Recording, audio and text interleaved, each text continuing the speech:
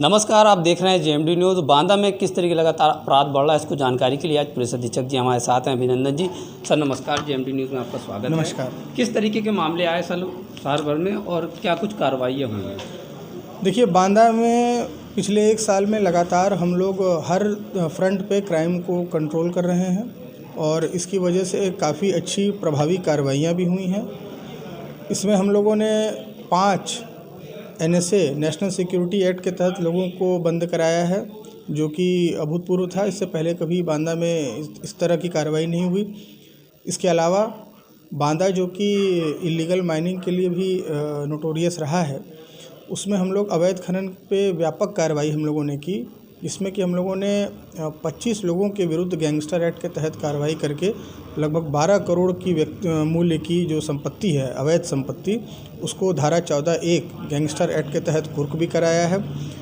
इसके अलावा जो मादक पदार्थ वो जो दूसरे राज्यों से लाया जाता है और यहाँ बेचा जाता है, उसके विरुद्ध हम लोगों ने विशेष अभियान चलाया था।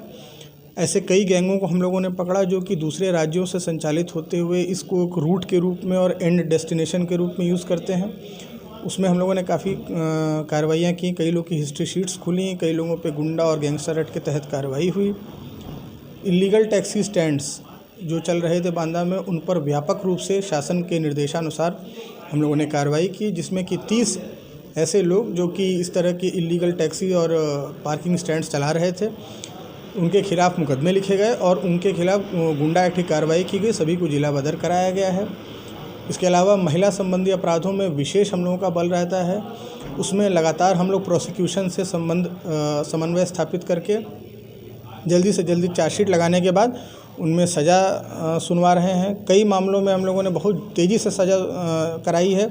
विदिन 1 मंथ हम लोगों ने एक मामले में सज़ा कराई, जिसमें कि एक छोटी बच्ची के साथ एक उसके पड़ोसी ने दुष्कर्म किया था। तो उसमें हम लोगों ने लगभग 20 दिनों में ही हम लोगों ने उसका ट्रायल कंप्लीट करा के उसको सज़ा कराई। 20 वर्ष की कठोर कारावास उसको हुआ। तो इस प्रकार हम लोग क्या कुछ नई योजनाएं चलाई गई और क्राइम को, अपराध को रोकने के लिए, जो लगातार चल रही हैं, रोकी नहीं गई, और क्या कुछ योजनाएं ऐसी चलाई गई हों अपराध को रोकने, नियंत्रण लगाने को लेकर, जो अभी भी चल रही हैं या कुछ रुक गई हैं? क्या कुछ जानकारी है? देखिए, बांदा में डोमेस्टिक वायलेंस के इशूज़ हैं। काफ़ी जगह हम लोगों को प्रार्थना पत्र वगैरह आते रहते हैं। तो इसके लिए हम लोग अपने गाँव में जा के ऐसे गाँव को हम लोगों ने आइडेंटिफाई किया है जहाँ से ज़्यादा शिकायतें आ रही हैं। वहाँ पर हम सभी लोग जा रहे हैं, लोगों से चौपाल लगा रहे हैं, बात कर रहे हैं। परामर्श केंद्र को हम लोगों ने मजबूत बनाया है ताकि बातचीत से और आपसी समन्वय से समस्याओं का निदान हो। और इसके अलावा जो हम लोगों के ज़मीन संबंधी विवाद हैं, जो राजस्व से संबंधित होते हैं, जिसकी वजह से घटनाएं होती हैं, हत्या हो जाती हैं, बलवा हो जाता है, उस पर हम लोग विशेष राजस्व टीम से समन्वय करते हुए इन गाँवों को आइडेंटिफाई कर रहे हैं, उनमें जा के चौपालें लगा रहे हैं। तो उससे भी काफ़ी हद तक कमी आई है। और हम लोग निरोधात्मक कार्रवाई जो पाबंद कराते हैं, ऐसे हम लोग बहुत इस पे जोर देते हैं। और हमारे जो समन्वय है राजस्व विभाग के साथ बहुत अच्छा है, और इसलिए जो CO SDMs की टीम है वो बहुत अच्छे से लोगों को बाउंड डाउन करा रही हैं। ट्रैफिक की समस्या को हम लोगों ने बहुत अच्छे से सुलझाया है। कई ऐसे चौराहे हैं, तिराहे हैं जहाँ पे लगातार जाम लगा रहता था, उस पे हम लोगों ने ड्यूटियों का डिप्लॉयमेंट ठीक से किया, वहाँ पे बैरियर्स वगैरह लगाए, लोगों से बात की, जो अवैध अतिक्रमण थे, इंक्रोचमेंट्स थे, उसको हटवाया गया। तो इस वजह से ट्रैफिक में भी काफ़ी व्यापक सुधार हुआ है। जैसे जनपद में बुलडोजर की बात चल रही थी, बांदा में किस तरीके से लोगों पर बुलडोजर गर्जा बाबा का? देखिए, इसमें हम लोगों ने कई ऐसे मामले जिसमें कि हम लोगों ने 14(1) की कार्रवाई कराई है। उसमें कुछ अवैध संपत्तियाँ, जैसे कि मकान जो कि नक्शे के तहत पास नहीं हुए थे और इसलिए इलीगल थे, उनको भी हम लोगों ने ढहाया है। नरैनी में भी काफ़ी कार्रवाई हुई है, मटौन की तरफ कार्रवाई हुई है। तो शासन के मंशानुसार जो भी इस तरह के इलीगल स्ट्रक्चर्स खड़े हैं, उनका भी डेमोलिशन व्यापक स्तर पर बांदा में कराया जा रहा है। जिस तरीके से कुल टोटल अभी मामले बताए जा रहे हैं काफ़ी होते हैं, और कितनी अब तक नई योजनाएं चलाई गई हैं और सुरक्षा व्यवस्था किस तरीके से और बेहतर बनाने के लिए योजना चलाई जाएंगी? देखिए, मिशन शक्ति हमारा प्रायोरिटी है और इसके तहत हम लोग स्कूल कॉलेजेस में प्रोग्राम कर रहे हैं।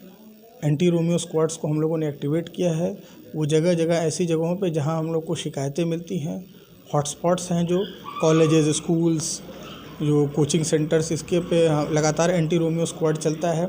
तो महिला सुरक्षा को लेकर जो शासन की मंशा है उसके हिसाब से हम लोग काम कर रहे हैं। ये सबसे बड़ी हमारी प्रायोरिटी है इसके अलावा जो अलग अलग जो कार्यक्रम चल रहे हैं, जो हमें मुख्यालय से निर्देश प्राप्त होते हैं, उस पे PRVs को हम लोगों ने बहुत अच्छे से डिप्लॉयमेंट उसका सुनिश्चित कराया है। चुनाव की तैयारियां हम लोग कर रहे हैं। विगत में हम लोगों ने विधानसभा चुनाव कराए, कहीं भी कोई घटना नहीं हुई। तो इस प्रकार से हम लोगों ने एक पूरा खाका तैयार कर रखा है। सादे वस्त्रों में हम लोगों ने जगह जगह अपने लोगों को लगा रखा है। पिकेट्स को हम लोगों ने लगाया, बहुत पहले कभी यहाँ पिकेट्स नहीं लगते थे, तो उस पिकेट की वजह से लोगों में सुरक्षा का एक भाव पैदा हुआ है और घटनाएं कम हुई हैं। तो इस प्रकार हर फ्रंट पर हम लोग काम कर रहे हैं। सर, जनपद में किस तरीके से अपराध को नियंत्रण लगाने के लिए, जैसे आपने जानकारी दी है, अब किस तरीके की नई टीमें लगाई जा रही हैं अपराधियों को रोकने के लिए, और जो अपराधी जिस तरीके की बड़ी घटनाएँ आ रही हैं, जैसे कि आपने बताया कि दुष्कर्म की, इन पर किस तरीके की अब आगे बड़ी कार्रवाई करेंगे? देखिए, पुलिस का काम एक तो होता है कि क्राइम को प्रिवेंट करना, तो हमारे इन्फॉर्मर्स जो है वो लगे। हम लोगों ने अपने जो मुखबिर तंत्र है, जो हमारे लोकल इन्फॉर्मर्स हैं, उनसे हम लोग बात करते हैं। जो हमारे ग्राम चौकीदार हैं, उनको हम लोग लगातार उनसे बात करके उनसे फीडबैक लेते हैं। बीट सिपाही, जो कि हमारी एक सबसे मजबूत इकाई होती है, उससे लगातार हम लोग मीटिंग करते हैं और ये सुनिश्चित करते हैं कि वो अपने क्षेत्रों में जाएं, लोगों से बात करें, इनपुट लें। तो इस तरह से एक तो हो गया कि हम लोग जो मैनुअल जो हम लोग सर्विलांस करते हैं उसको इम्प्रूव किया है, प्लस एक टेक्निकल सर्विलांस भी हम लोगों ने इम्प्रूव किया है। ऐसे सभी बदमाशों को हम लोगों ने टेक्निकली भी उनके ऊपर नज़र रखी है और लगातार सर्विलांस के वो रडार में हैं। इसमें आपने देखा होगा कि कई जो गांजा, स्मैक, इस तरह के जो माफिया यहाँ पे काम कर रहे थे, उन पे कड़ी कार्रवाई हुई है। तो इन दोनों का मिला जुला रूप है।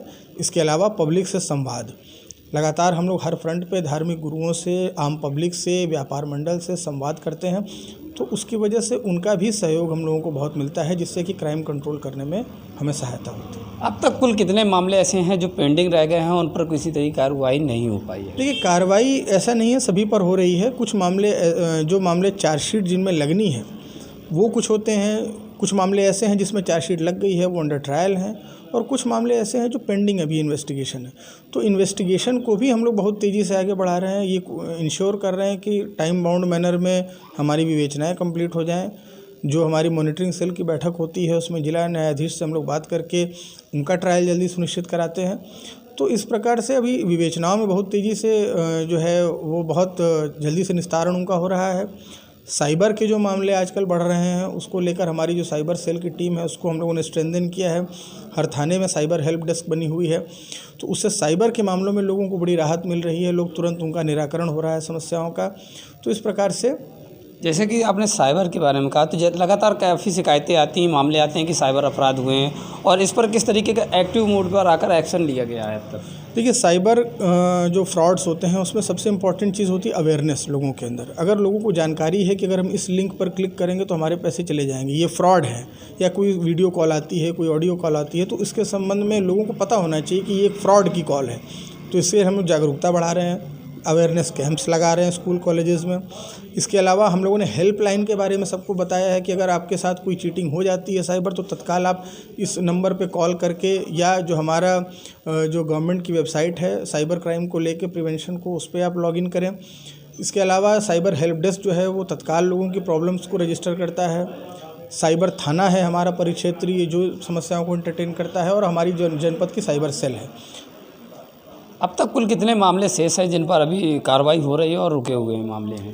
नहीं, देखिए, अभी हम लोग के लगभग 2800 मामले ऐसे हैं जो चार्जशीट जिसमें लग गई है, और कुछ मामले हैं जिसमें अभी हम लोगों ने फाइनल रिपोर्ट लगाई है, और बहुत मामले ऐसे हैं जो ट्रायल विभिन्न थानों के हैं, तो उनको हम लोग ट्रैक कर रहे हैं और उनमें भी इंश्योर कर रहे हैं कि जल्दी से जल्दी हमारी जजमेंट आए उसमें।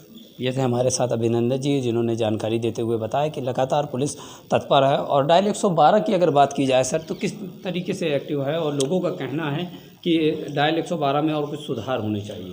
देखिए, 112 में सबसे इम्पोर्टेंट चीज़ है कि आपका जो व्यवस्थापन है कि आप किस रूट पे उसको लगाते हैं।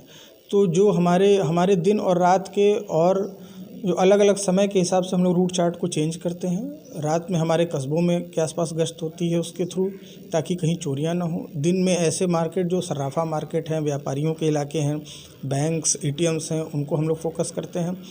इसके अलावा हमारा फोकस ये होता है कि हम रिस्पॉन्स टाइम को हम कम करें। तो और आपको ये जान के खुशी होगी कि हमारे पूरे जोन में बांदा का जो रिस्पांस टाइम है वो सबसे कम है और ये लगातार ये कमी हर महीने में ये कम होता जा रहा है। तो ये एक हमारी जो टीम है उसकी सफलता है और भी इसमें जो भी सुधार हो सकते हैं उसको हम लोग करने की कोशिश कर रहे हैं ताकि जनता को और भी बेहतर सुविधाएं हम दे सकें।